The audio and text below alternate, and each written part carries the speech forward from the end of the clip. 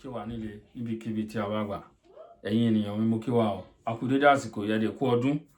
ẹ̀mí wa ṣe ọ̀pọ̀ ọdún láyé o Merry Christmas and Happy New Year in advance ẹ̀mí wa la ọdún ìjà o ọdún yìí ò ní ròpin wá lè ròpin ọdún yìí a dẹ̀ ṣe ọ̀pọ̀ ọdún láyé mo kí gbogbo ẹ̀yin olólùfẹ́ mi lórí ìkànnì Àkàlàmàgbò TV fún àtìlẹ́yìn yín mo dúpẹ́ lọ́wọ́ yín o gidigidi ọ̀pọ̀ ni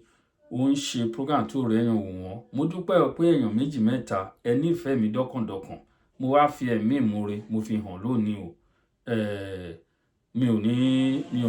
ò ní jọra mi lójú o mo dúpẹ́ lọ́wọ́ yín gbogbo ẹ̀yin silence watcher wa náà tí ẹ kì í comment mo dúpẹ́ lọ́wọ́ yín náà o mo dúpẹ́ ojú tẹ́ fi ń wò wá kò ní fọ́ etí tẹ́ dẹ̀ fi ń gbọ́ wa kò ní di ohun tí à ń náwó lé lórí èmi ọmọ yín ọ̀rẹ́ yín olólùfẹ́ yín náà ní Àkàlàmàgbò TV mo kí wa pé a kú ọdún a kú pọ̀pọ̀ sí ọdún àwọn Fúlàní ò ní wọlé tọ̀ wá wá o àti gbogbo àwọn ẹbí wa nílé ẹ̀yin ènìyàn ẹ wo ohun tó ń ṣẹlẹ̀ nínú ìlú wọ́n ṣe àkọlù sí mọ́ṣáláṣí ṣé bọ̀nú lánàá débi pé ọ̀pọ̀lọpọ̀ àwọn ènìyàn lẹ́mí wọ́n ti lọ sí wọ́n ju bọ́ǹbù síbẹ̀ iṣẹ́ ọwọ́ àwọn eṣì ìkọkú náà ni ẹ mọ strategies tó ń lò tí a bá rí ẹ máa wo ohun tó máa ṣe. Qalu inna lillahi wa inna ilayhi raji'un.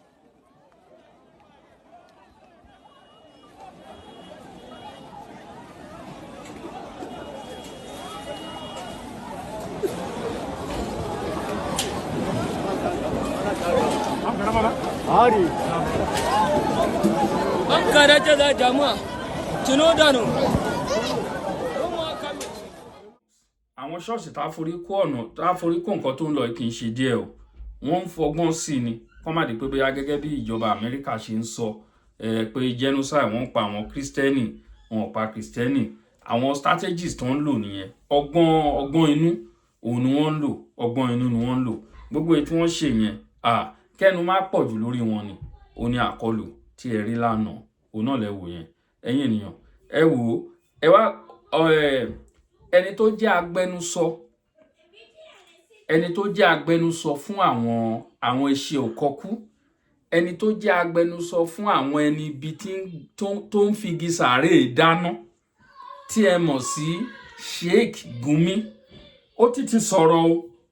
Sheikh Gumi ti sọ̀rọ̀ kí ló wí Sheikh Gumi ó ní negotiation it work with bandit ó ní pé kán negotiate pẹ̀lú àwọn bandit ó lóun ní ọ̀nà àbáyọ ẹ̀ẹ́dẹ̀ tí mọ̀ ní àwọn tó ti ẹ wo iye ọ̀pọ̀lọpọ̀ ọ̀rọ̀ tó ti jáde lẹ́nu Sheikh Gumi sẹ́yìn ẹ wo ọ̀pọ̀lọpọ̀ ọ̀rọ̀ tó ti jáde ká máa rí action bàbá Tinubu kí ló ń ṣẹlẹ̀ tí máa ń wo àwọn news tí máa ń wo àwọn ọ̀rọ̀ tí Sheikh Gumi tó ń sọ ńgbà míì ara mi á máa wò pé ṣé ibi tí àwọn ará bí ibi tí wọ́n ní agbára tó náà ni tí ò dẹ̀ sí nǹkan tó ṣẹlẹ̀ wọn ò persecute wọn nothing happen wọ́n á dẹ̀ sọ lásọdọ̀ wọ́n á mú jẹ kò sẹ́ni tó fẹ́ bẹ̀ wọ́n lọ́wọ́ wò kò sẹ́ni tó fẹ́ bi wọ́n léèrè kò sí ẹni police tó lọ investigate wọn tó bá jẹ́ South West náà ti dánrò eléyìí wò wọ́n á ti gbé olúwa ẹ̀ tipẹ́tipẹ́ wọ́n á ti gbé olúwa ẹ̀ kí Gumi kó máa sọ pé fún odidi orílẹ̀-èdè tí a mọ̀ sí the giant of Africa pé kó wá máa negotiate pẹ̀lú àwọn bandit rí pé ọ̀rọ̀ yìí kò mú ọpọlọ wá rí pé ọ̀rọ̀ yìí kò mú làákàyè wá rárá pé kó wọ́n máa negotiate pẹ̀lú àwọn bandit bàbá Tinubu ọ̀rọ̀ yìí ó máa fi style jọ gbogbo bá a ṣe ń rò ó máa fi style ó máa fi ń jọ bá a ṣe ń rò ó máa ń jọ bẹ́ẹ̀ nígbà tẹ́nìkan ń sọ ọ̀rọ̀ bẹ́lẹ̀ lẹ́nu tẹ́ẹ̀dẹ̀ gbogbo ayé títí lọ dé àwọn ìjọba àwọn other outside country kí náà ti ń pè wọ́n ẹ wo ìjọba àwọn kí náà ti ń pè àwọn Mẹ́kà wọ́n deport ẹ̀ padà àwọn Arab people wọ́n deport ẹ̀ nígbà tí wọ́n mọrú iṣẹ́ tó ń ṣe kí ìjọba Nàìjíríà kó má lè rí nǹkan kan lórí ọ̀rọ̀ Gumi títí dé ni kó máa sọ pé kán lọ máa negotiate pẹ̀lú àwọn bandit the same eloka news ọ̀rọ̀ yìí jáde nírọ̀lẹ́ yìí news yẹn jáde nírọ̀lẹ́ yìí Gumi ti sọ again pé kí wọ́n pe àwọn bandit pé kí wọ́n máa negotiate pẹ̀lú wọn ẹ̀yin ènìyàn ẹ jẹ́ ká jọ fọpọlọ gbé ọ̀rọ̀ yìí sọ̀rọ̀ wọ̀nyí mú làákàyè wá ṣé àwọn ọ̀rọ̀ wọ̀nyí ṣé ó mú ìlàkàyè ṣé ó mú ọpọlọ wá ṣé ó mú ọgbọ́n wá ẹ jẹ́ ká jọ gbé yẹ̀wò ẹ̀yin olólùfẹ́ wa wàhálà ń ṣẹlẹ̀ lọ́tún lósì ẹ wo àwọn ọmọ bọ́n ṣe ń dún mọ̀ àwọn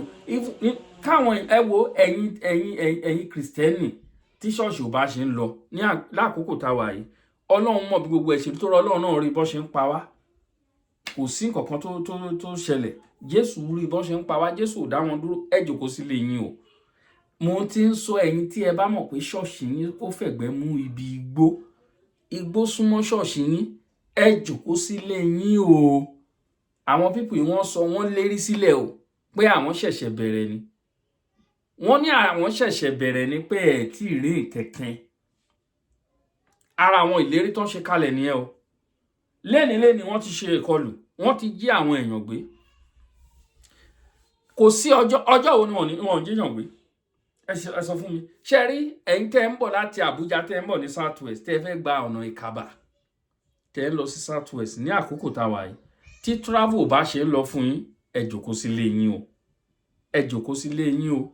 ó kọ̀ tí ẹ̀ ń dùn mí ṣe rí Zulu gómìnà Borno bóyá ojú ayé ló wá ń ṣe o èmi ò wá mọ̀ o ṣùgbọ́n tó bá ní kí rate the best governor today in Nigeria tí wọ́n bá ní kí lọ gbé gègélé kí rate the best governor in Nigeria today governor Zulu Borno governor ó ní the best governor ẹ quote mi òun ní the emoye empowerment tó ti ṣe nínú ọdún tá a fẹ́ ṣe both Christian and Muslim kò fẹ́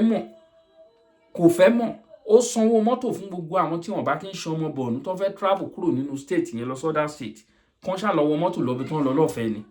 ó pín ráìsì ó pín owó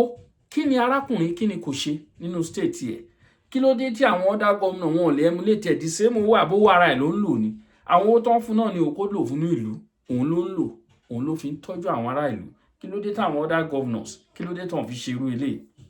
kí ni tẹ́ ń dúró wò kí ló ń tẹ́ ń dúró wò kí ló ń tẹ́ ń dúró wò tẹ́ fi emulate tẹ́ fi follow suit tẹ́ fi ṣe ohun tí gómìnà yín ṣe tí gbogbo ayé fi ń rìn àìmọye empowerment a rí nígbà kan tó ṣe tractor tó lọ rẹ́rẹ́rẹ́rẹ́ tó ń ṣe àwọn iṣẹ́ ẹ̀rọ tó fi ń lọ nǹkan lóríṣiríṣi nǹkan àwọn machine tí àwọn tailor àwọn fashion design tó ń lò ó pín fún wọn ó empower ó make sure pé even ọ̀kadà kí ni kò ṣe nínú ìlú yìí ẹ̀yin gómìnà wa ẹ̀yin gómìnà tó kù àárín kankan o mo rí jíngù kan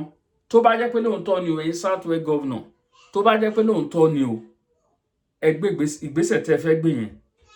ẹ dẹ̀ jẹ́ kó bẹ̀rẹ̀ now ìgbésẹ̀ tí ẹ fẹ́ gbé ẹ jẹ́ kó bẹ̀rẹ̀ now ní orí security ẹni gbogbo ọ̀nà tó wọnú South West pátá lẹ fẹ́ mú dì kì í ṣe ọ̀rọ̀ náà ó yẹ kẹ́ ẹ ti ṣe tipẹ́tipẹ́ tó bá jẹ́ ìyẹn nìkan lẹ fẹ́ ṣe fún wa tí gómìnà Zulu tó náà ṣe tiẹ̀ lọ́rùn a máa fi yín wéra wò a máa fi yín jìrọ̀ra tó bá jẹ́ pé ìyẹn lẹ fẹ́ ṣe fún ààbò yìí nìkan ẹ ṣáàbá wa mójútó ọ̀rọ̀ ààbò àti jẹ àti mu a mójútó fún ara wa torí ẹ ṣe nǹkan náà fún wa náà tẹ́lẹ̀ kò sí nǹkan tá à ń jèrè lára yín ẹ bá wa mójútó ọ̀rọ̀ ààbò àárí jíngùn bí kí ló yẹ àná fi ṣe o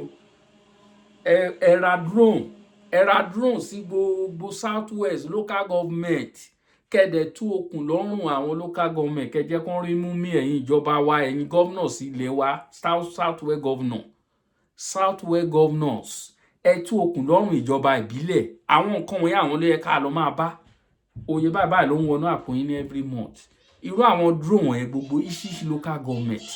àmọ́ bí tí a lọ àmọ́ àwọn tá a sá lọ bá ẹ bá wa ṣe ọ̀rọ̀ ààbò ilé wa torí ó ń bọ̀ èyí tó kù kọ́ ní ìparí wọn ní wá ẹnì kankan wá tí o ṣe rí wọ́n ṣe lọ ṣá wọn pa ní Òkè Ògùn ẹ rí báwọn Fúlàní ṣe lọ ṣàkọlù sí wọn wọ́n ṣá àwọn èèyàn yànnàyànnà ni àwọn tó ṣá wọn ẹ̀mí wọn ti lọ sí èèyàn kan ló bí àwọn yẹn o Ṣèyí Mákindé torí tá a bá tẹ̀sán kí wọ́n ń pà ní South West ní South West tí Ọ̀yọ́ state yẹn ó tẹ̀ tí lè kínka Ọ̀yọ́ state and Ondo state ó ti lékè nkà. Ẹ̀yin ni lénìí, ẹ̀yin ni lánàá, bí ẹkún àpọ̀kọ̀jẹ̀ òun lọ̀rọ̀ yín. Ẹ̀yin South West governors ẹgbẹ́ ìgbésẹ̀ ní kọ́mọ́nkóbó. Election máa bẹ̀rẹ̀ láìpẹ́ o. Ẹ ti ń rí wọn kùrùkẹ́rẹ́. Gbogbo gómìnà Nàìjíríà wọ́n ti sá lọ sí APC. Wọn ò ro ti yín o, wọn ò ro titi yín. Òun la ṣe ń pariwo lójoojúmọ́. Tó bá jẹ́ pé ó yé ọ̀pọ̀lọpọ̀ àwọn ènìyàn, tó bá jẹ́ pé gbogbo àwọn ọ̀dọ́ ilẹ̀ Nàìjíríà ló yé bó ṣe yé wa ní ìbádà, àwọn kan tí wọ́n bá ti lè fún wọn láàbọ̀n ní àbí tó ti ń fún wọn ní ṣẹ́yìn díẹ̀, ọpọlọ wọn ti tán, ìlàkàyè wọn ti lọ. Wọn ò fẹ́ gbọ́ nǹkan kan. Wọn ò fẹ́ gbọ́ nǹkan mọ́. Wọn ò fẹ́, kò sóhun tó ti gé Àṣàkẹ́ wọn létí lọ, kò sí nǹkan tẹ́ fẹ́ sọ fún wọn láyé tán fẹ́ gbọ́ mọ́. Ṣó yẹ kó rí bẹ́ẹ̀? Ṣó yẹ kó rí bẹ́ẹ̀? Ẹgbẹ́ ìgbésẹ̀ o, a ti fẹ́ wọnú ọdún 2026. Ibi tá à ń lọ àmọ́ Olóyè Ìgbòho nìyẹn, kò lè lọlé. Ó ti tó ọdún mélòó ṣe ń kà? Ọdún mélòó lórí àìṣẹ̀? Wọ́n gbẹ́sẹ̀ lé àkáǹtì, wọ́n ṣe gbogbo ẹ̀, ó wà lẹ́yìn odi tọ́. A ti sọ bàbá Tinubu kọ̀. Àwọn ọba wa ti pariwo àgbọ̀n kankan. Inú ọdún tá a fẹ́ wọ̀ ìlà àwa mọ ibi tí gbogbo ẹ̀ á ti ẹ̀yìn ojú sí. Tó bá jẹ́ pé ká dàrú yányán ni, gbogbo ẹ̀ á dàrú. Ó la ṣe ń pariwo, ẹ̀yin ènìyàn wa. Àwọn ọmọ Yorùbá ọgbọ́n tí ọgbọ́n lejò ń lò, ọgbọ́n lejò ń lò, òun la fi ń ṣe gbogbo nǹkan wa pẹ̀lú sùúrù. Àtọmọlúwàbí tá à ń pera wa, òun la fi ń ṣe nǹkan tá à ń ṣe o. Ẹ má jẹ́ ká ṣìwà hù, ẹ̀yin ọba ilẹ̀ Yorùbá. Ẹ má jẹ́ káwọn ọ̀dọ́ ilẹ̀ Yorùbá, ẹ má jẹ́ kán ṣìwà hù pẹ̀lú ìwà tó wà lọ́wọ́ yín, pẹ̀lú dídákẹ́ yín lórí ọ̀rọ̀ Olóyè Ìgbòho. Tọ́, ó dọwọ́ yín o. Wọ́n ṣe summit kan láìpẹ́ yìí pẹ̀lú Ìbà Gani Adams. Ẹ jẹ́ ká ti máa wo ibi tá a yọrí sí summit léni, summit lọ́la. Ẹ jẹ́ ká máa wo ibi tá a yọrí sí. Ibi tá a yọrí sí, òun ni kẹ́ jẹ́ ká máa wò. Àní rí jù báyìí lọ. Ọmọ yín náà ni mo kí yín. Merry Christmas and New Year in advance. Mo kí gbogbo wa pátápátá. Ẹ̀mí wa á ṣe ọ̀pọ̀ ọdún láyé o. God bless you all. Thank you.